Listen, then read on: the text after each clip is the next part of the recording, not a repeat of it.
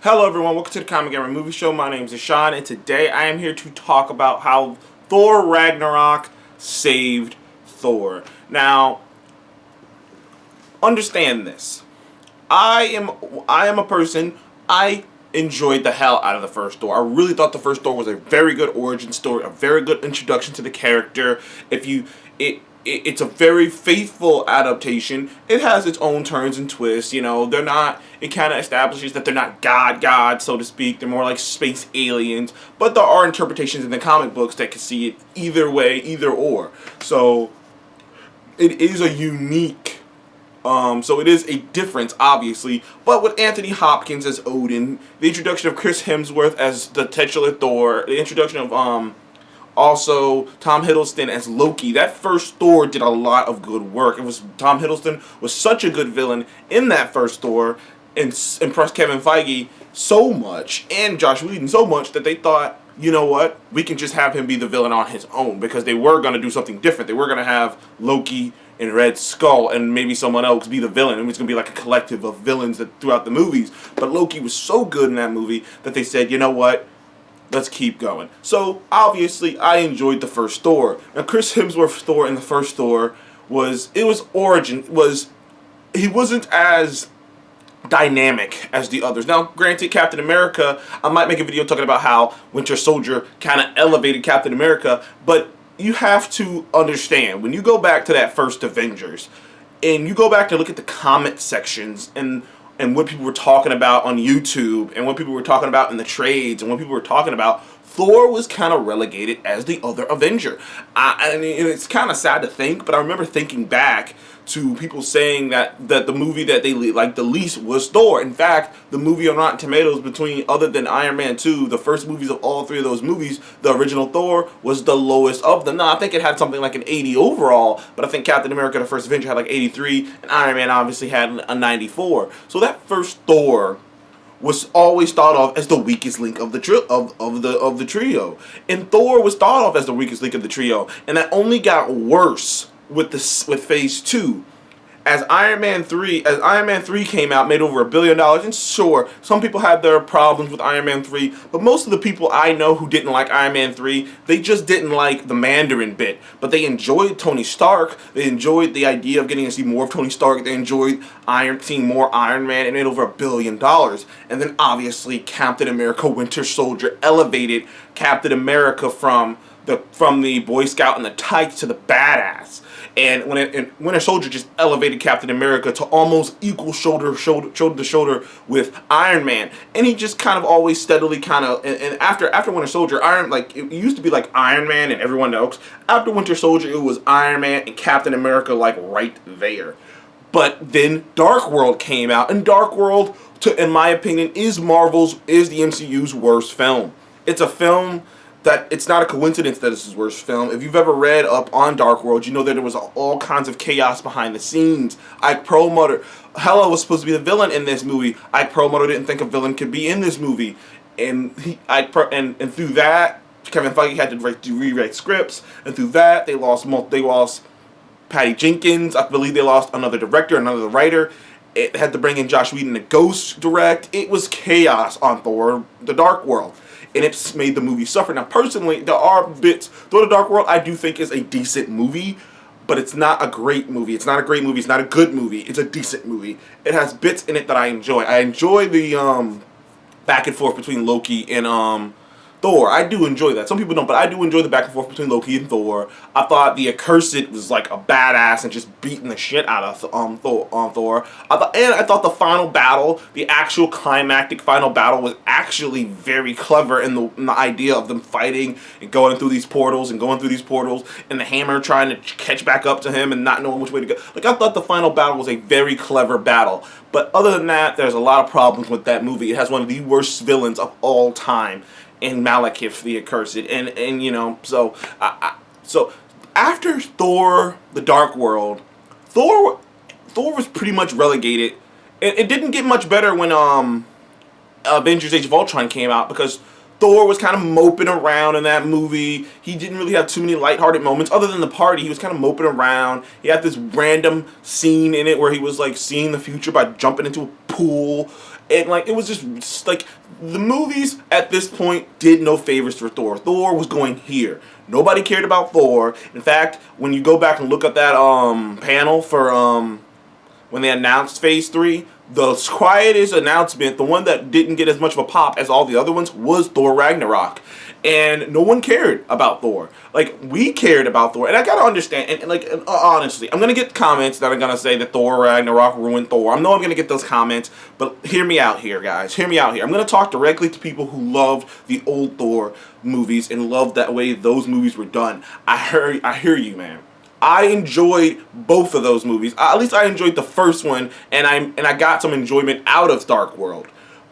But you cannot deny that those movies put Thor at a disadvantage. Those movies, in the wide screen, like the wide array of people, in the mainstream, in the big thing, in in everyone's eyes, those movies really made Thor a third-tier character. Like, no one cared about, but okay, I'm not saying no one. Okay, I'm not saying no one. I'm saying that most people didn't care about Thor. Thor was the other guy. And then Taika Waititi signed on board to direct this new Thor. And there's even, just to go back to that, there's even reports that Chris Hemsworth was getting bored. Chris Hemsworth was not going to resign. He was getting bored with this role. He was like, this is just, the actor himself wasn't feeling this. So if you got any complaints, just like, well, if the actor's not feeling it, if the directors and producer aren't feeling it, and then this one individual person's like, well, I was feeling it, so that means I don't like it. It was like, well, fuck you, dude, because you're just one person. The problem, when they got Taika Waititi to come on, I immediately went and go watch, and people suggested Hunt for the Wilder People and What We Do in the Shadows. I haven't watched Hunt for the Wilder People yet, but I did go watch What We Do in the Shadows, and I went, this is a weird freaking style. And then he came out with that little that little like documentary series, the Thor movie with his roommate, and I was like, this is hilarious. I've never seen Thor like this. And I was like, if the movie's gonna be like this, and then I see Thor Ragnarok. Thor Ragnarok is without a shadow of a doubt, and I know I'm going to get shit for this, other than Spider-Verse and a few animated features, other than like Spider-Verse, this is one of the funnest comic book movies ever made. Fun. It is the living textbook definition of the word fun. If you type the word fun in, you would get a couple pictures, but one of them would be Thor Ragnarok. It is just nothing but a fun time with a dark current behind it. With this dark current behind it. Like, Thor Ragnarok's a movie where you're laughing, but when you really sit back and think about the movie itself and think about the context of all the things that happen in the movie, it's actually a dark movie. It's a dark movie put in the lenses of laughs. It's like, it's a dark movie. It's like, we're laughing and not cry. That's kind of the vibe with that movie. And it reinvigorated Thor. It reinvigorated the actor. Chris Hemsworth loved it. It reinvigorated the cast. Everyone loved it. It reinvigorated the Russo brothers had to come down and go, ooh, we like this version of Thor. How can we take it and integrate this version of Thor to make it more to make it better? And the thing is, Thor Ragnarok saved Thor. It made him instantaneously one of the most popular characters in the MCU. It gave him the ability to stand shoulder to shoulder in the audience's eyes with Captain America and Iron Man, because before he was just the third guy. And I'm sorry for people who loved the Dark World or loved the old Thor movies. But the thing is, he was the third guy. It just is what it is. Like, I mean, you don't have to look back. He was the third guy. And then Ragnarok happened, and boom, Chris Hemsworth was charismatic. He was charming. He could integrate more of himself into the role, which then gave him ownership of the role, which then gave him more passion for the role. The thing is, Robert Downey Jr. does the same thing. He puts himself into Iron Man, and which gives him more ownership of the role, which gives him more passion for the role. And this new Thor in Ragnarok elevated everything. It was one of the funnest comic book movies ever made. It's pretty much, in my opinion, it's the most rewatchable MCU movie because it's such a breeze of an MCU movie. It's just fun and got good action. It just passes through. You laugh, you cry, you laugh. It's a good time. And I see so many people angry at the MCU's changing of Thor. So many people say that they made him a joke and all these things. There is a difference between someone who jokes and someone who is a joke. To me, I am so sick and tired of these people, of these like stuck up their ass hardcore comic book people who read so many of the comic books that if it's not like they said seen in the books, then they just don't even care anymore. Then you're just making fun of me. I'm tired of that. I'm tired of the people like that. I am so sick and tired of the people who are angry at the MCU for having jokes in their films because good forbid someone crack a fucking smile.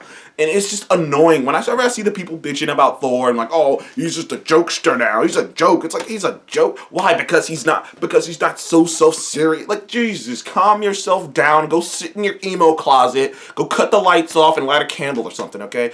Not everyone has to be so goddamn serious. And the thing is, Taika Waititi hit on to something. The idea that all these things with Thor is so over the top and so magnificent that to take the piss out of it by making it more of a comedy made him more relatable. It made him more, because before he wasn't relatable at all, but this new version of Thor is more relatable. You can understand him, you can feel his anguish, you can feel his pain because he's not so stuck uptight. But even with Ragnarok saving Thor, it wouldn't have mattered if the Russo brothers didn't elevate Thor. They elevated Thor both in Infinity War and in Endgame. And a lot of people hate Fat Thor and whatnot, but I don't. I understand what Big Thor was supposed to be. But they elevated him in Infinity War by basically making him the same character, but like elevating his... but like making his urgency a bit more, because for the first time ever, because throughout Thor Ragnarok, the reason, and this is something else I heard another YouTuber talk about, the reason why he's able to still laugh through things and kind of joke about it is because in his mind, he never considered, and like it's kind of, you know, hinted at when he's talking to Loki, when Loki's like, you don't really plan on going back there. In his mind, he never considered that he couldn't win. He's just like, well, I have to win because I always win, and if I don't win, and if I don't win, then, you know, but he never once considered that he could not win. And it's not until Infinity War that it dawns on him that he not only did he lose a lot of people, his brother and his best friend, but he might not be able to win. And it finally kind of hit him. And you start to get a little bit more serious acting. One of the best acting performances in the MCU, to me, but far none. And I don't care what anyone says, this is what it, to me, is when Chris Hemsworth is talking to Rocket Raccoon, and Rocket Raccoon is telling him, like, are you going to be okay? Like basically asking him, are you going to be okay? And he's just like, you know, he's trying to laugh it off. He's trying to go, well, yeah, I can do it. And he's doing that thing, and he's such well acting by Chris Hemsworth, where you try to, like, just play it off, where you're emotional, and you try to play it off like you're not. Like you're just trying to laugh it off. Like you're trying to laugh to not cry. And he's just like dawning on him that he's lost so many people. And he's just like, well, I have to win. And then Rocket kind of just gives him an answer. He's just like, but what if you don't? And he's just like, and it just hits him. He's just like, well, then what else can I lose? And it was such well acted, and it was such a great scene. And it really, you know, told the story of Thor, of how much he's going through. He's laughing to not cry. And that's the thing. And then Endgame takes that to the next level, because what happens when you put all your chips in on a single thing, you put all your effort, all your money, all your heart into this single thing, and you still fail? And there's only two ways you can go. Either you can learn from it, if you can learn from it and grow from it and become a better person, or you can crash and burn. And Thor had a realistic breakdown. I mean, I can't tell you how many stories I see on ESPN about athletes who got hurt, who got injured or hurt and career ended or something, and you see them now and they're like out of shape, they're overweight because they just gave up. And that's what happened to Thor. He just gave up. He just said, you know what, screw it. It doesn't even matter. Nothing matters. I failed, so who cares? And then he just drunk and ate and, you know, went away to his own misery. And the thing about the movie is, not only was Thor not gaining the weight and still fighting in the final battle a message of, it doesn't really matter. It doesn't matter what you look like. It's about what you do. It's about, it doesn't matter what you look like. It doesn't matter about that. But also a message of, even at your lowest point, you can always choose to turn it around. You can always choose to be better, no matter what. There is no it is end. There is no end. There is no, oh, I'm at my lowest point, so it's pretty much over. It's like, no, you can always choose to get back up and try again. And that's the message of Thor throughout the Infinity War and Endgame. And now he's a different character. I can't wait to see him again. We know he's going to be in Thor Love and we know they're making Thor 4 Love and Thunder. So I'm curious to see what kind of character he is now, because the message that he kind of got was be yourself, not who people think, not who people want you to be. So we'll get to see who he really is. We'll get to see Thor embrace himself, and I can't wait for that. I can't wait to see what kind of lesson he learns in his new movie. But I just wanted to make this video because I've seen a lot of people talking about Thor, and I've seen a lot of people, and I've been wanting to make this video for a while, especially after Infinity Endgame, because a lot of people have said that Thor's character was ruined by Ragnarok, that Thor's character has been ruined since Ragnarok, that he's too jokey, that they want him to be this hardcore stoic